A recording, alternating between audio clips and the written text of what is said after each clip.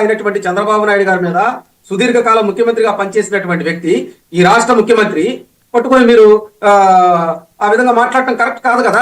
వాళ్ళు ఏమంటారంటే దానికి మీరు మా నాయకుడి మాజీ ముఖ్యమంత్రిని పట్టుకొని మీరు పులివెందుల ఎమ్మెల్యే అని అంటున్నారు కాబట్టి మీరు కూడా గతంలో కుప్పం ఎమ్మెల్యేనే కదా అని అన్నారు. అంటే గతంలో మీకు ప్రతిపక్ష హోదా ఉంది, ప్రతిపక్ష నాయకుడిగా ఉన్నారు అనుకోండి. బ్రహ్మనాయుడు గారు అదే జూపూడి ప్రభాకర్ గారిని మీరు అడిగినట్టయితే ఆయన సమర్థించుకునేవాడు. ఆయన ద్వంద్వ వైఖరి కలిగినటువంటి వ్యక్తి, మాటలు అటు ఇటు ఏదైనా మాట్లాడగలరు ఆయన. ఇందాక హౌస్ అనేది గొప్ప అన్నాడు. ఈ గొప్ప మరి 5 సంవత్సరాలు వాళ్ళు పరిపాలించినప్పుడు ఎక్కడన్నా జూపూడి ప్రభాకర్ గారు మాట్లాడారా? ఏమండి మీరు అసెంబ్లీలో తప్పు మాట్లాడుతున్నారు, గౌరవ ప్రతిపక్ష నేతని ఆ విధంగా మాట్లాడటం కరెక్ట్ కాదు, పోడియం ముందుకు వచ్చేసి గడ్డం గ్యాంగ్ బ్యాచ్ రోజా వీళ్ళందరూ వచ్చి ఏది పడితే అది మాట్లాడుతున్నారు, మీరు ఖండించవచ్చు కదని చెప్పి ఎప్పుడన్నా ఎవరన్నా అడిగితే దానికి సమాధానం చెప్పారండి. కాబట్టి రాజకీయాలు హుందాతనంగా ఉండాలి. ఎవరు తప్పు చేసినా అది తప్పే. మేము ఒకటండి, కూటమి ప్రభుత్వం క్రమశిక్షణ కలిగినటువంటి పార్టీ. మేము ముగ్గురం కూడా, పవన్ కళ్యాణ్ గారు కూడా చాలా సందర్భాల్లో మీరు తగ్గి ఉండండి మనం క్రమశిక్షణగా ముందుకు వెళ్దాం అంటున్నారు. కానీ వైకాపా పార్టీలో ఉన్నటువంటి చిన్న కార్యకర్త దగ్గర నుంచి నాయకుడి దాకా ఏ విధంగా మాట్లాడుతున్నారు చూశారు కదండి. అంతదాకా ఎందుకండి, జగన్మోహన్ రెడ్డి ప్రెస్ మీట్ పెడితే మాట్లాడటం చేత కాదు, జగన్మోహన్ రెడ్డికి మాట్లాడటం చేత కావట్లా.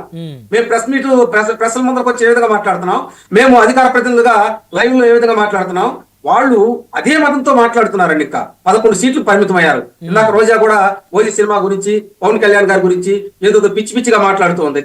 తిక్కలేసిన ఇలాగా మాట్లాడుతున్నాయి. నేనేమంటానంటే ప్రతిసారి వచ్చి తిక్కగా మాట్లాడితే అట్ట జన సైనికులు కొడతారు కనపడితే ఈసారి రోజాని కొడతారండి జన సైనికులు. ఆ మాట్లాడే విధానం ఏంటండి. మరి నేను ఇంకో అంశం కూడా చెబుతానండి. డ్రామా జూనియర్స్ అని జీ తెలుగు వాళ్ళ దాంట్లోకి వెళ్ళి ఒక చిన్న పిల్లడు ఏమే నేను మగవాడిని అని చెప్పి ఒక డైలాగ్ వేశాడు చూసారా? సెలవుమణి గారు ఎదురే ఉన్నారు ఆ ప్రోగ్రామ్ లో.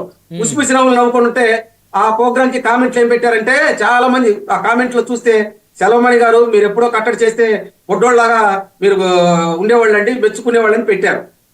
అంటే అవి వ్యక్తిగత విషయాలు వేరు, అలాగే సినీ జీవితం వేరు.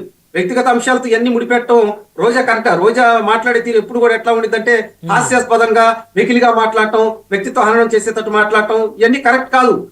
రోజా అనేవి రాజకీయంగా లబ్ధి పొందాలంటే లబ్ధి పొందమని. కాబట్టి నేను ఏమంటానంటే వైకాపా పార్టీలో ఉన్నటువంటి నేతలు హోందాతనం లేదు. మనం తుమ్మ పువ్వు తీసుకొచ్చి అది మొగిలి పువ్వు అంటే ఎట్లా ఉండిద్దండి, ఆ విధంగా ఉండిద్ది వైకాపా పార్టీ నేతల యొక్క తీరు.